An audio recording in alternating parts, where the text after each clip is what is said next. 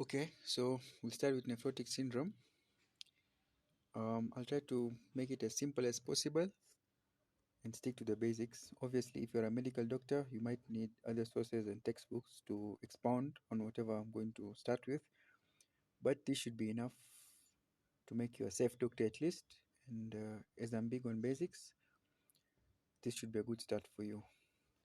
So we'll talk about nephrotic syndrome. So as always, definition comes first. If you manage to nail the definition, you've got half of the disease already. So simple, nephrotic syndrome, nephro from the Latin word kidney, so it's a disease of the kidney. So these are the topics we're going to discuss. The definition, the epidemiology, which just means how the disease is spread out amongst the population. Etiology is the cause of the disease. A bit of pathophys, which is the physiology and the pathology gone wrong, which will lead to specific clinical manifestations. And then the investigations we need to do to diagnose the condition, some of the complications, and a brief look on the treatment. So definition. So this is important. There are four things which, when they occur, constitute nephrotic syndrome. So proteinuria basically means protein in the urine. So you're leaking proteins in the urine. And the main protein you're leaking is albumin. So if you're leaking protein in the urine, you'll obviously have hypoalbuminemia, which means low albumin blood because it's coming out in the urine. Edema, because again you're leaking proteins out, so the oncotic pressure of your blood vessels goes down, and as a result, water from your blood vessels moves out into the interstitial spaces. So when water moves into the interstitial spaces, that's edema, because like fluid buildup in tissues is what edema is. And hypertriglyceridemia, which just means fatty acids in your blood, uh, very high fatty acids. And the mechanism of high fatty acids is this: the liver is not producing, the liver is the one that produces most of the proteins in your blood. So albumin is low, so the liver detects it and tries to compensate by pumping more lipoproteins. And it tries to pump albumin, but albumin again will leak out, so it will try to pump more lipoproteins. And lipoproteins obviously are the ones that hold the the fatty acids. So because of the low albumin and the liver's compensation by pumping out more lipoproteins, you'll have increased fatty acids in your blood. Okay, epidemiology. So we'll get to the primary and secondary nephrotic syndrome, but the most common one is the primary nephrotic syndrome. And as always in any disease, primary usually means, most of the time it means like idiopathic, like primary hypertension, essential hypertension, you see. So primary nephrotic syndrome is the one that has no specific cause. Okay, we'll get to the details in the next slides, but basically it affects males more than females. The ratio is 2 to 1, and it occurs between the ages of 2 and 6. We'll discuss a type of nephrotic syndrome called minimal change disease, and you will see how the ages come into context then. But for now, just know that it affects males more than females. Okay, so these are the causes. So again, as I alluded to earlier, there's primary and secondary. So primary is the most common. 90% of all nephrotic syndrome in children is primary. Secondary is just 10%. So primary nephrotic syndrome in children is, there are three types. There is minimal change disease, focal segmental glomerulosclerosis, and mesangial proliferation. These are the common ones. The secondary one now is when there is an actual cause. So there's infections, HIV, hepatitis B, hepatitis C, autoimmune. One of, one of the most common causes of secondary nephrotic syndrome is SLE, which is lupus. And then drugs, NSAIDs, penicillamine, lithium, gold, all these will cause secondary nephrotic syndrome. And then there's a very rare cause, congenital. There are other congenital causes, but the most, in itself it's rare, but the most common rare cause of congenital nephrotic syndrome is the Finnish type of nephrotic syndrome. Just have a look. It's an autosomal recessive disorder. Okay, pathophysiology. This is the most important thing of any disease, I feel. So if you understand this, you've understood the disease. So basically, a nephrotic syndrome is leakage of proteins in the urine.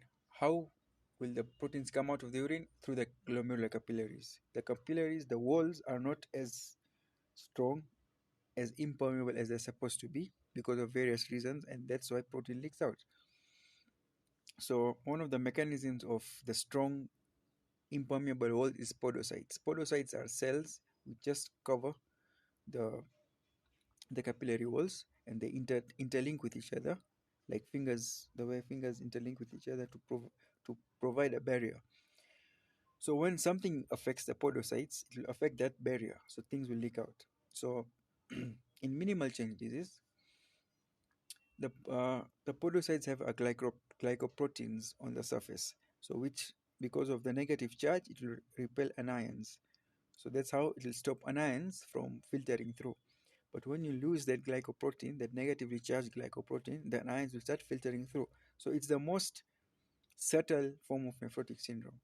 Why it's called minimal change? Because when you look at it through a light microscope, you won't see anything. You'll just see normal glomerular capillary membrane. But then when you look at it through an electron microscope, you'll see the podocytes, they're kind of effaced. There's some gaps appearing in the podocytes. Very light, very minimal, hence the name. So in non-minimal change disease, these ones are more obvious. You can see them in a light microscope.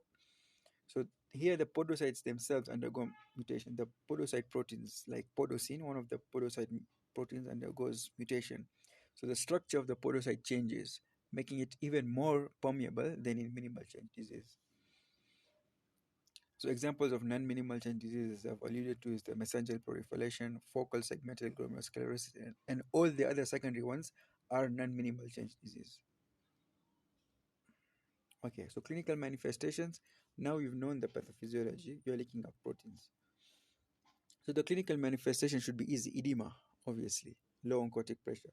So in nephrotic syndrome, characteristic edema is periorbital and facial puffiness, and usually worse in the morning. As when you're comparing this to, let's say, cardiac failure, the edema usually starts with the legs, bipedal edema, and then it goes upwards. Here it's the other way around. And in cardiac conditions, edema worsens as the day progresses. But in kidney failure, like nephrotic syndrome, edema is worse in the morning because most of the time when you sleep at night, you don't go to pee, you don't micturate. So the fluid builds up and it shows in the face and the eyes first. You can also have anasarca, which just means generalized body swelling. Cough and dyspnea. Why? Because of fluid buildup in the lungs, pulmonary edema. So we have presenting with cough and dyspnea. Reduced urine output. This is because most of the water from your blood vessels leaks out into the interstitial spaces. So although you still have water in your body, you have less water in your blood. So the effective circulating volume reduces. So the actual amount of blood and fluid reaching the kidney is going down. So the GFR is going down. When the amount of fluid getting into the kidney is going down, obviously the amount of urine you produce will go down. And as a result, you might have acute kidney injury, usually renal tubular necrosis, anything that because of less blood reaching the kidney. And if that occurs, you'll have a gross hematuria because your kidneys are damaged. And hypertension as well because of kidney damage, and as well as because of the RAS, the renin angiotensin aldosterone system, because the kidney is receiving less blood, so the kidney will start producing the whole reflex arc of renin, angiotensin, aldosterone to try and hold more sodium in water so that you increase your effective circulating volume. But as you do that, more fluid will go back into the interstitial spaces. It's a vicious cycle. So hypertension and hematuria can occur, but are usually rare in nephrotic syndrome, especially in minimal change disease. If you see hematuria and hypertension, that means the nephrotic syndrome is severe, so it's non-minimal change disease. It's the capillaries are more permeable, so more stuff is leaking out. So that's why the severity is also more. So investigations, this is simple. We know what nephrotic syndrome is. We are leaking proteins out in urine. So obviously you have to check your urine. Urinalysis is simple, dipstick. you'll see proteinuria of 3 plus or 4 plus. And usually you have to check it for 3 consecutive days. Positive dipstick for 3 consecutive days is usually nephrotic syndrome. And then the 24-hour urine protein, this is when you collect. It's difficult now, but ideally you're supposed to collect urine. You collect urine over 24 hours, and then you measure the protein in that urine.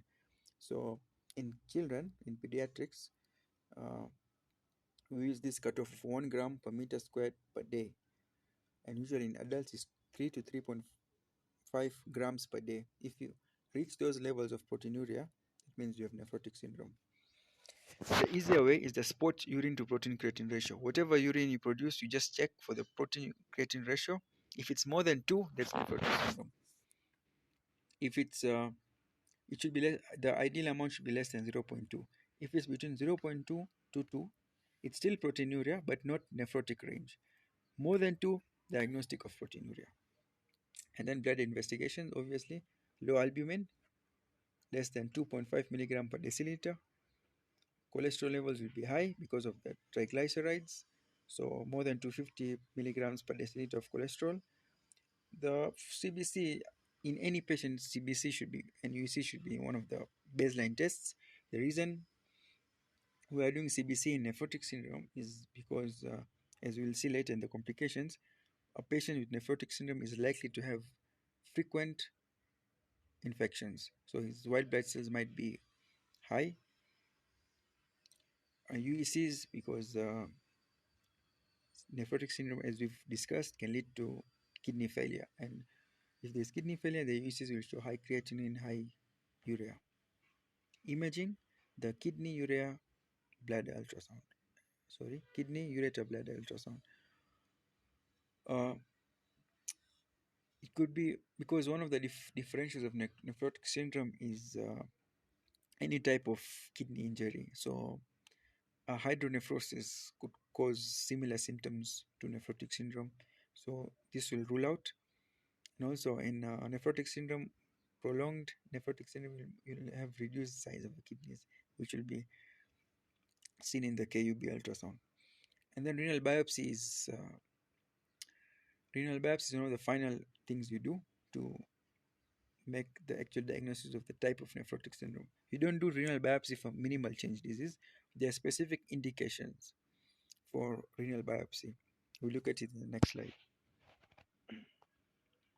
So here, so basically, minimal change disease, you don't do renal biopsy. So anything else, you do renal biopsy. So these criteria are what are basically saying these are the criteria that will make a nephrotic syndrome not minimal change disease, something else, non-minimal change disease. So usually between 1 and 8 is when minimal change disease is most common. So if you have a patient, this is pediatrics, so if you have a patient with less than a year old with nephrotic syndrome or more than 8 years, then in your mind you're like, this can't be minimal change disease. So you have to do a biopsy to actually find out what kind of nephrotic syndrome is this. Gross hematuria, as we've said, it's one of the severe consequences of nephrotic syndrome. Hypertension, renal failure, all these you won't see in minimal change disease. Unresponsive to steroids. This is important because minimal change disease is very responsive to steroids. You give the patient a steroid regimen, the baby will be fine. But the moment you find out steroids are not working, then you know this is not minimal change disease, it's something else. So you need to biopsy. Frequent relapses. We'll talk about different various responses to therapy, but we all know what a relapse is when the disease occurs again after it's been cured. So if you have frequent relapses, that means probably this is not minimal change disease and you need to find out further what kind of nephrotic syndrome this is. And then low C3 and C4, these are complement. So some causes of nephrotic syndrome like glomerulonephritis, there is a complement element involved. So the complement is the one that will attack the glomerular capillaries, causing the leakage. So as you use up complement, the C3, C4 level in the blood will go down. That means complement is being involved in the disease condition. So the moment you see low C3, C4 levels, you know that this is glomerulonephritis. It's most probably secondary nephrotic syndrome, and it's not minimal change disease. You need to biopsy. Okay, we'll have a look at the complications. Look at the complications. Frequent infections. Now, I've talked about frequent infections in nephrotic syndrome, but why? Let me explain to you.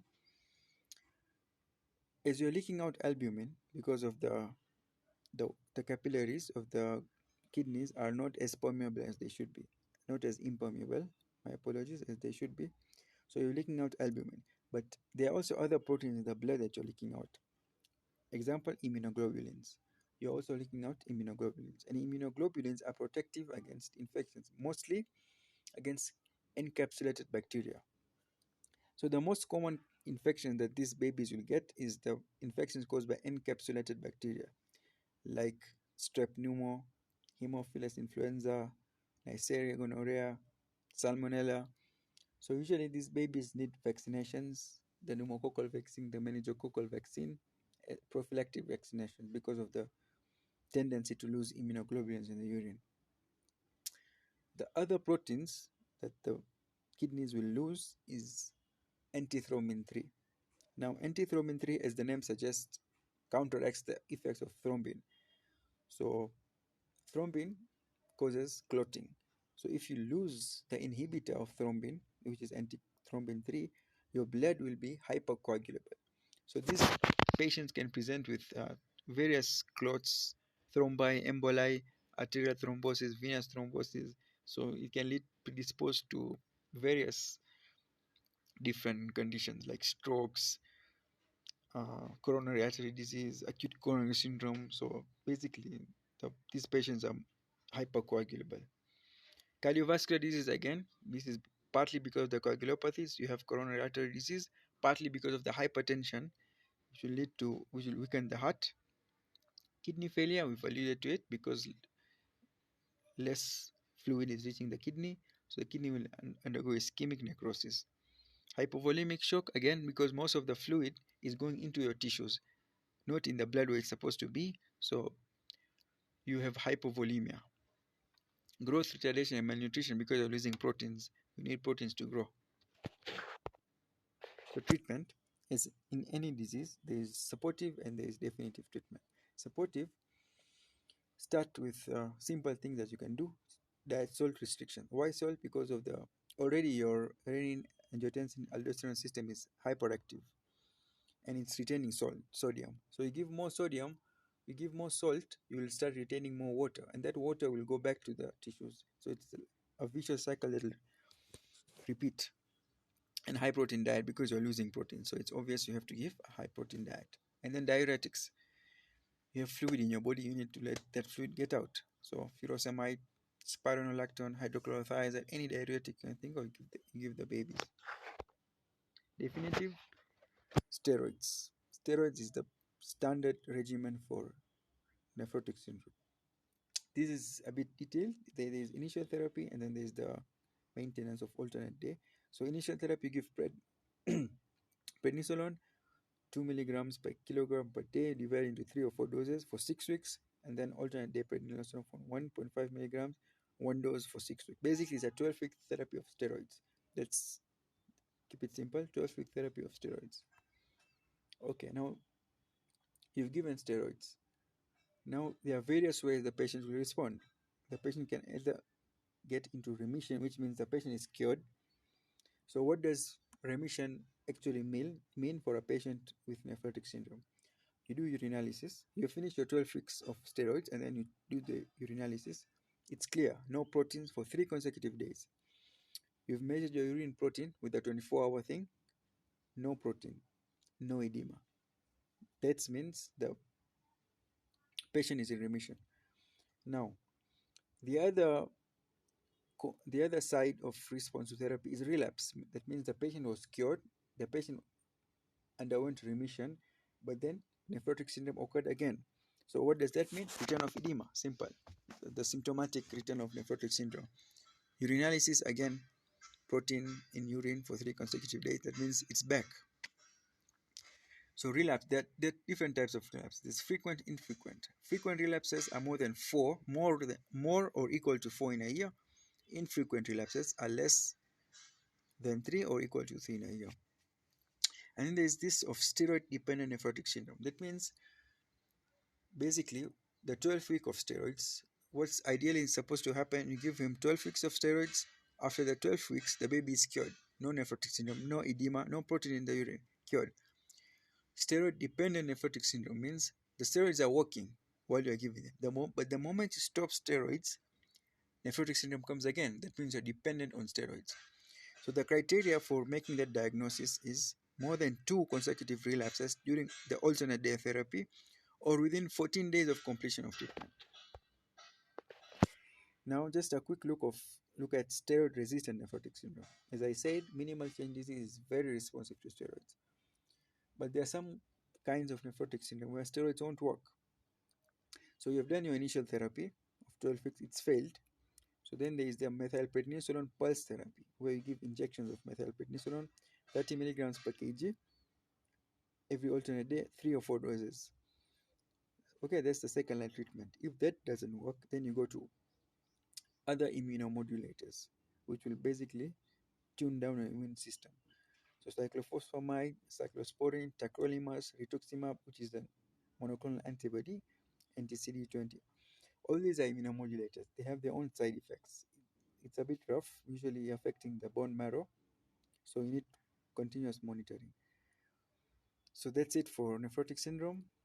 If you have any questions, just get in touch with me or put it down in the comments.